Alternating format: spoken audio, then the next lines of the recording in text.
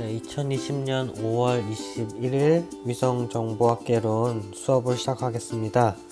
오늘은 이제 메타데이터에 대해서 좀 더 자세히 살펴볼 거고요. 지난 시간에 국외 위성에 대해서는 소개를 했는데 국내 위성에 대해서 조금 더 설명을 하도록 하겠습니다. 국내 위성은 이미 여러분들 잘 알고 있죠? 저희 많이 배웠었죠. 초반에 비대면 강의가 한 주, 두 주밖에 없을 줄 알고 동영상 위주로 제가 컴셋이나 천리안 이런 것들을 보여줬었는데 어찌저찌 지금까지 비대면 강의를 하고 있네요. 자, 국내 위성은 여러분들 이미 많이 다 잘 알고 있을 거라고 생각이 되어서 이 영상 하나로 대체를 하려고 합니다. 한번 보시기 바랍니다.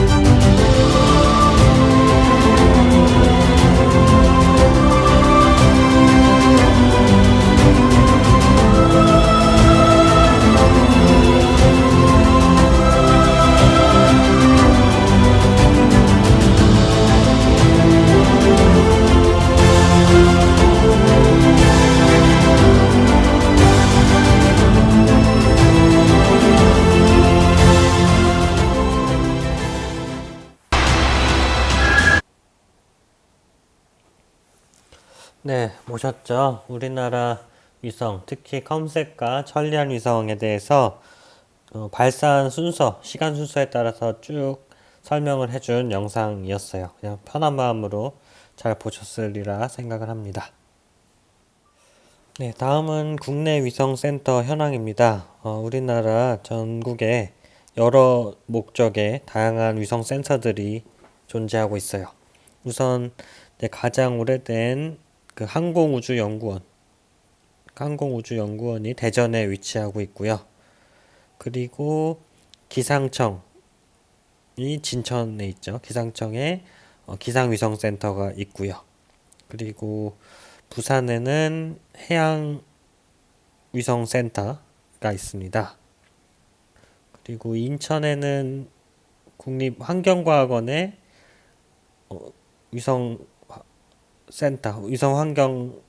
환경위성센터라고 부르나요? 환경위성센터가 있고, 그리고 작년 11월에 이제 개소를 한 국토지리정보원의 국토위성센터도 이제 수원에 위치를 하고 있습니다. 그 밖에 이제 다양한 그 위성센터를 설립을 하거나 운영을 할 계획을 갖고 있는데요. 울산의 재난안전연구원 방재위성센터라든지 농촌진흥청의 농업 그리고 산림위성센터 그리고 수자원공사의 위성센터 등도 이제 추후에 만들어서 운영을 할 예정이라고 합니다.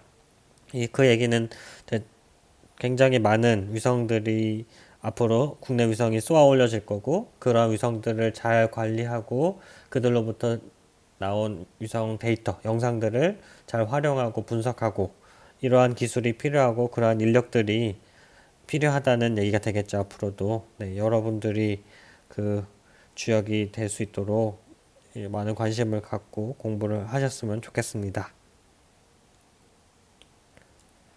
다음은 컴셋 영상 주문 방법인데요. 요 사이트 혹은 구글에 아리랑 위성 다운로드 검색 이런 식으로 하면은 이 아래와 같은 그림이 나와 있는 페이지에 접근을 할 수가 있습니다.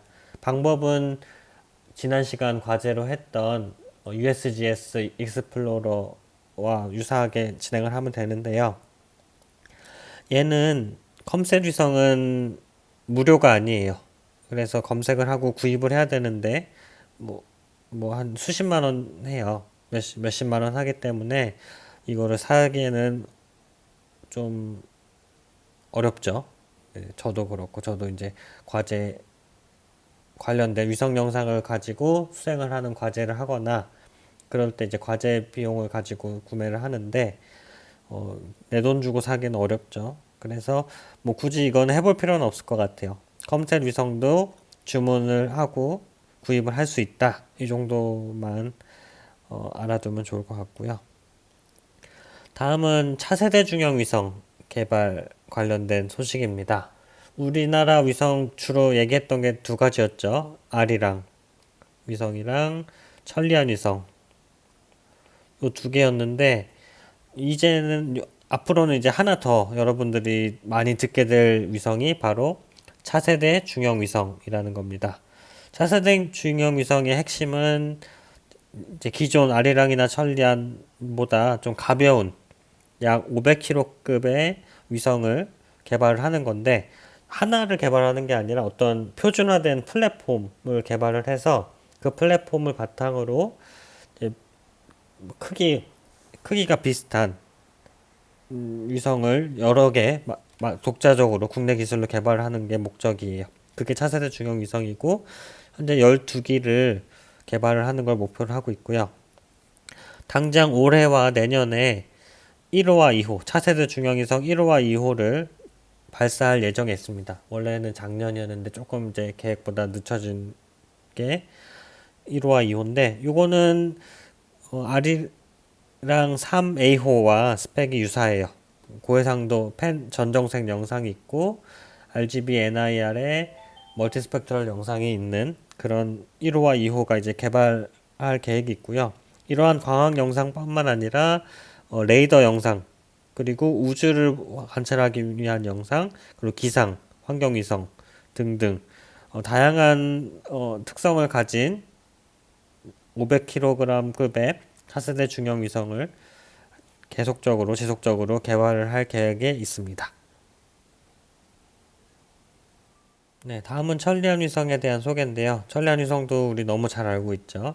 천리안 1호는 컴스라고 불렸었고 통신, 해양, 기상 세 가지를 모두 관측할 수 있는 그런 위성이라고 했었죠. 그리고 천리안 1호에 이어서 천리안 2호도 발사를 했고 천리안 2호는 두 개가 있다고 그랬죠. 지오컴셋 EA와 EB.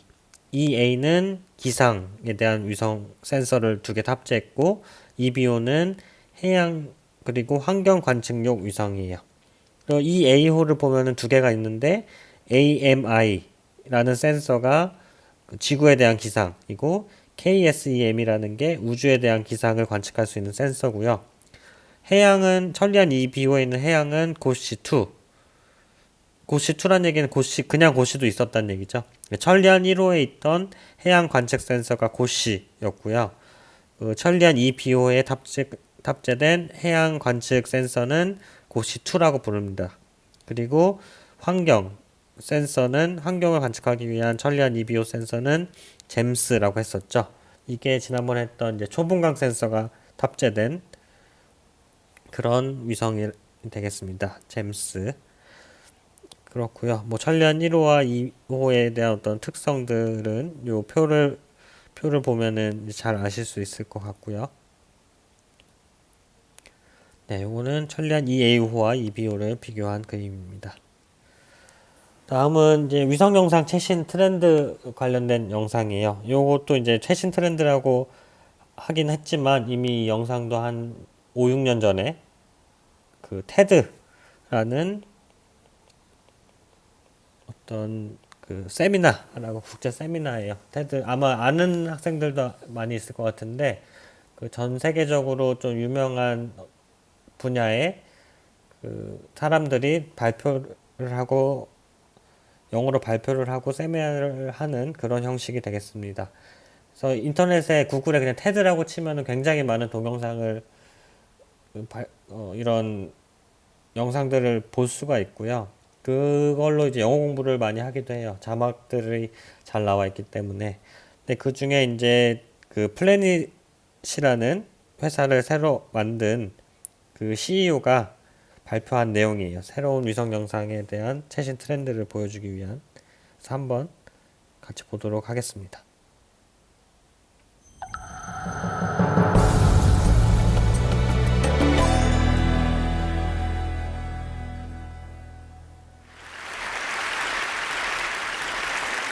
The Earth needs no introduction. It needs no introduction in part because the Apollo 17 astronauts, when they were hurtling around the moon in 1972, took this iconic image. It galvanized a whole generation of human beings to realize that we're on spaceship Earth, fragile and finite as it is, and that we need to take care of it. But while this picture is beautiful, it's static, and the Earth is constantly changing. It's changing on days' timescales with human activity, and the satellite imagery we have of it today is old, typically years old. And that's important because you can't fix what you can't see. What we'd ideally want is images of the whole planet every day. So what's standing in our way? What's the problem? This is the problem. Satellites are big, expensive, and they're slow. This one weighs 3 tons. It's 6 meters tall, 4 meters wide. It took up the entire fairing of a rocket just to launch it. One satellite, one rocket. It cost $855 million.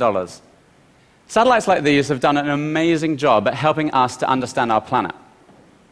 But if we want to understand it much more regularly,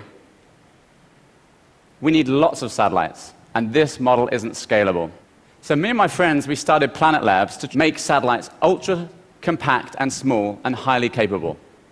I'm going to show you what our satellite looks like.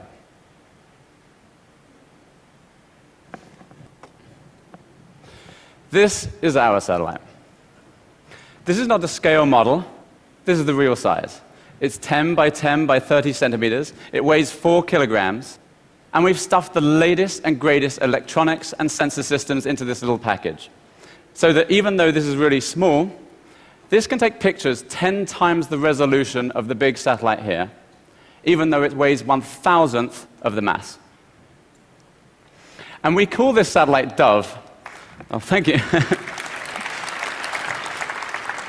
We call this satellite Dove, and we call it Dove because satellites are typically named after birds, but normally birds of prey, like eagle, hawk, swoop, kill, I don't know, kestrel, these sort of things.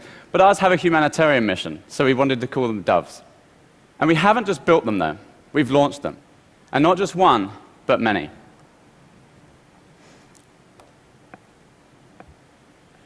It all started in our garage. Yes, we built our first satellite prototype in our garage. Now, this is pretty normal for a Silicon Valley company that we are, but we believe it's the first time for a space company.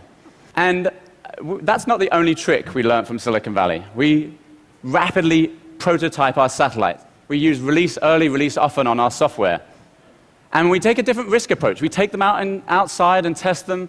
We even put satellites in space just to test the satellites. And we've learned to manufacture our satellites at scale. We've used modern production techniques so we can build large numbers of them. I think for the first time.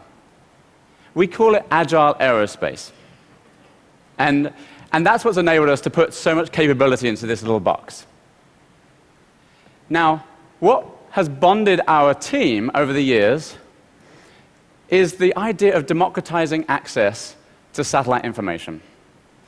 In fact, the founders of our company, Chris, Robbie, and I, we met over 15 years ago at the United Nations when they were hosting a conference about exactly that question. How do you use satellites to help humanity? How do you use satellites to help people in developing countries or with climate change? And this is what has bonded us. Our entire team is passionate about using satellites to help humanity. You could say we're space geeks, but not only do we care about what's up there, we care about what's down here too. I'm going to show you a video from just 4 weeks ago of 2 of our satellites being launched from the International Space Station. This is not an animation, this is a video taken by the astronaut looking out of the window. Gives you a bit of a sense of scale, our 2 satellites. It's like some of the smallest satellites ever being launched from the biggest satellite ever. And right at the end, the solar array glints in the sun. It's really cool. Wait for it. Boom! Yeah, it's like the money shot. So we didn't just launch 2 of them like this, we launched 28 of them. It's the largest constellation of Earth imaging satellites in human history, and it's going to provide a completely radical new data set about our changing planet. But that's just the beginning. You see, we're going to launch more than 100 of these satellites like these over the course of the next year.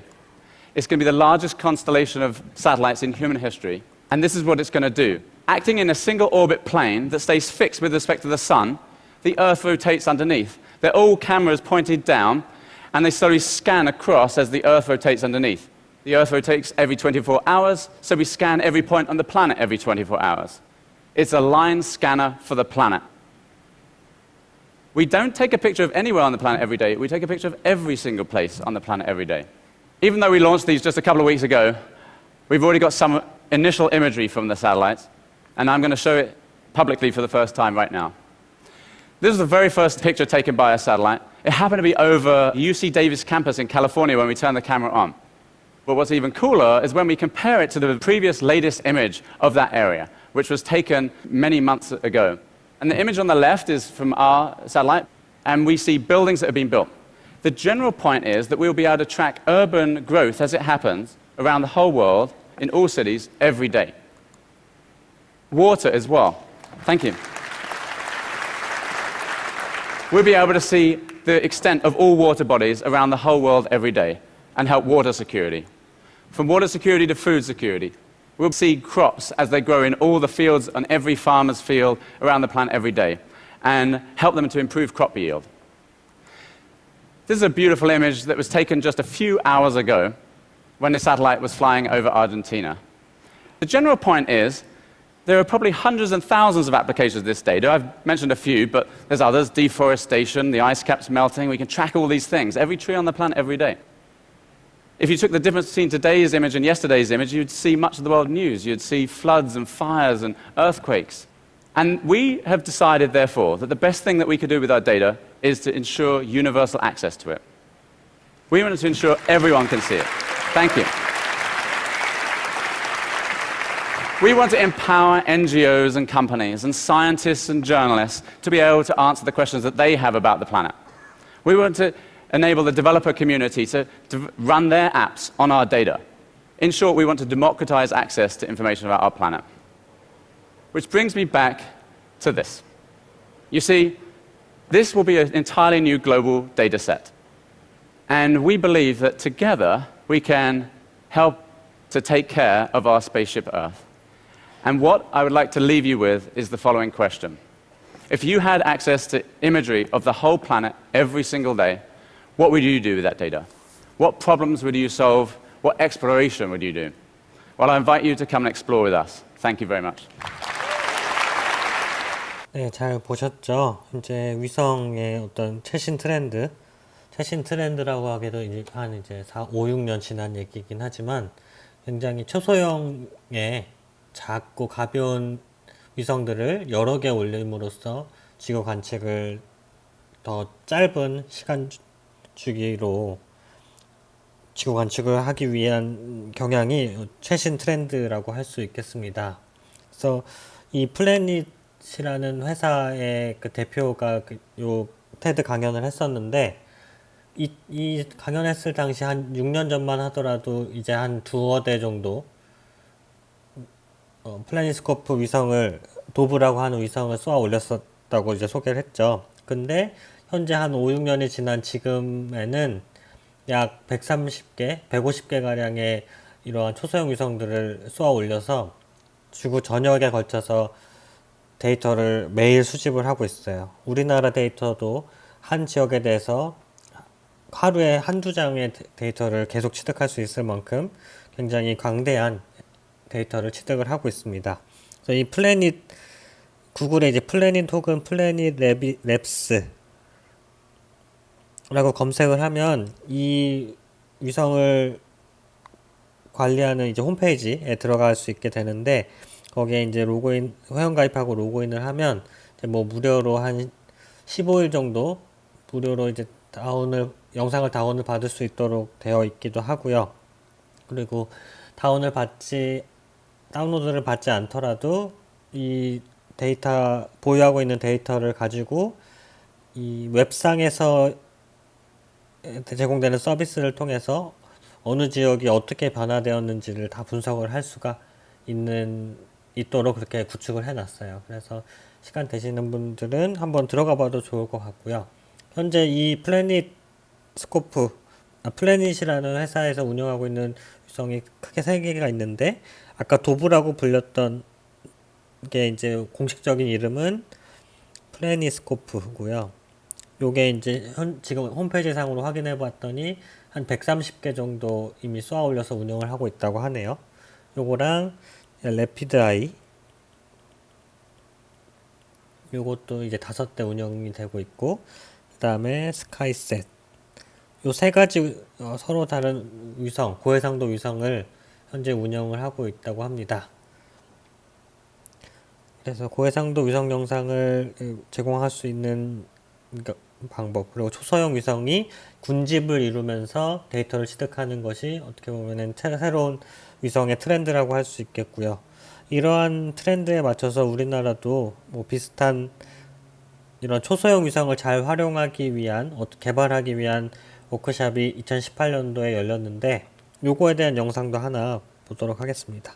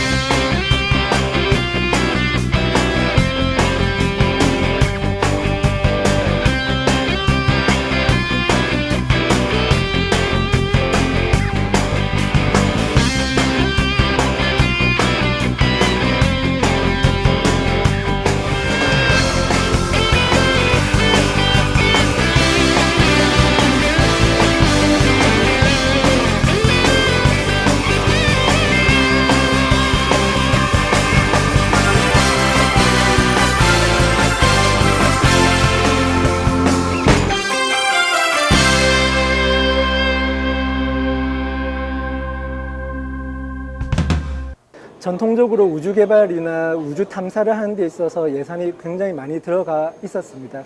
하지만 초소형 위성이라고 하는 것이 학교의 교육용을 벗어나서 기술적인 발전과 더불어 많은 일을 하게 되었습니다. 그래서 앞으로도 적은 예산으로 많은 일을 할 수 있는 초소형 위성이 세계적으로 주목을 받을 것으로 생각하고 있습니다. 농업 분야뿐만 아니라 다른 뭐 국방이라든지 어떤 그 산림 분야라든지 여러 가지 어떤 인슈어런스라든지 여러 가지 그 분야에서 충분히 사용이 많이 되고 있으며, 그로 인해서 이제 부가적으로 필요한 기술 개발들이 이제 딥러닝이라든지 인공지능이라든지 이런 쪽 기술 개발이 지금 활발하게 이루어지고 있는 상태입니다. 초소형 위성이 지금 선진국 같은 경우는 그 군집을 이뤄서 대형 위성이 할 일을 초소형 위성 여러 개를 가지고 같은 역할을 하는 일들을 많이 좀 하고 있거든요.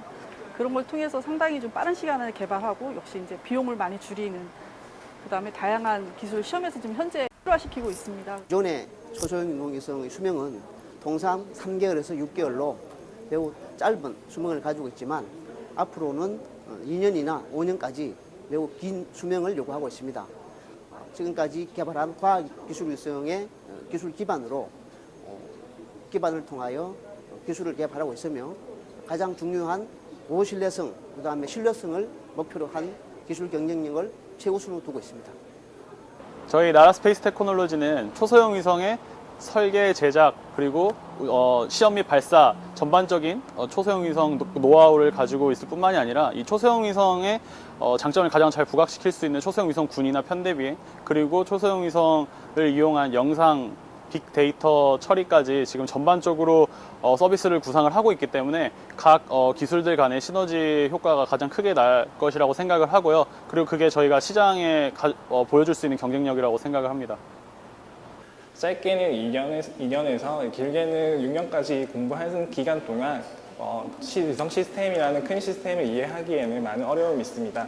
하지만 초소형 위성은 개발 기간이 짧고 저희가 직접 참여할 수 있는 프로젝트이기 때문에 많은 공부를 할 수 있는 좋은 기회가 될 것 같습니다. 그래서 정부와 이제 여러 기관들이 저희 학생들을 위해서 많은 기회를 주신다면 저희가 더 많이 배울 수 있고 더 많이 느낄 수 있는 그런 좋은 기회가 될 것 같습니다.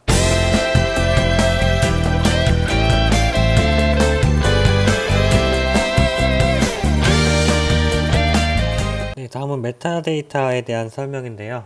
메타데이터는 그냥 쉽게 생각하면 우리가 이제 위성 영상을 제공을 받거나 다운을 받게 되면 그 영상에 대한 정보를 포함하고 있는 데이터를 얘기를 해줍니다.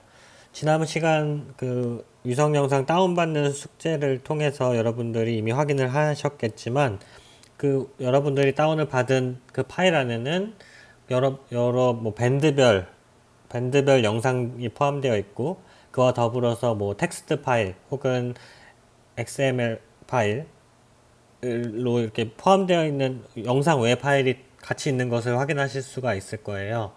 그래서 그런 텍스트 파일을 한번 열어보면은 뭐라고 쭉쭉쭉쭉 정보가 나와 있죠. 그게 바로 메타데이터입니다. 메타데이터라는 것은 얘기한 대로 그 영상에 대한 파일명, 수정일부터 시작해가지고 이 영상의 행과 열의 개수라든지 방사해상도, 공간해상도, 또 분광해상도, 그리고 간단한 뭐 통계값들도 포함되어 있고요.